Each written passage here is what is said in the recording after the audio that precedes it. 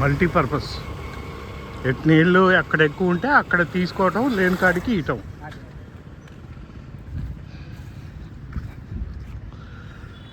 ఇప్పుడు ఇది కడుతున్నప్పుడు వచ్చినాగా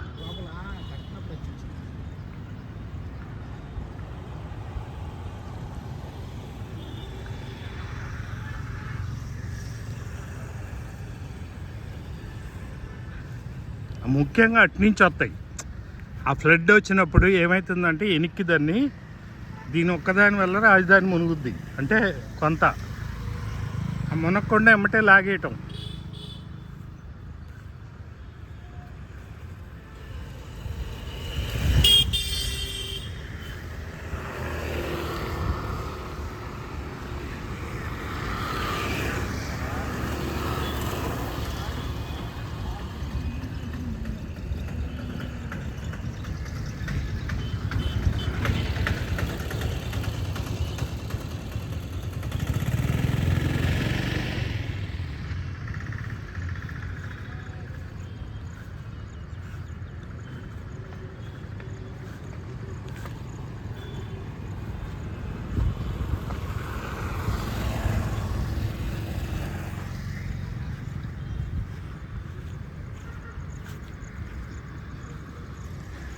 ఏడ కూడా ఖర్చు 160 కోట్లు 170 కోట్లు అంతే.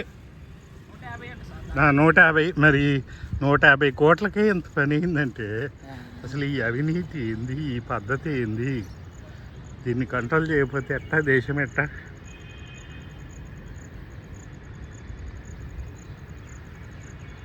ఏం లేదబ్బా, అవినీతి చేసిన వాళ్ళ దగ్గర నుంచి నీకు అట్లా కాదు. అవినీతి చేసిన వాళ్ళ దగ్గర నుంచి కక్కియాలి.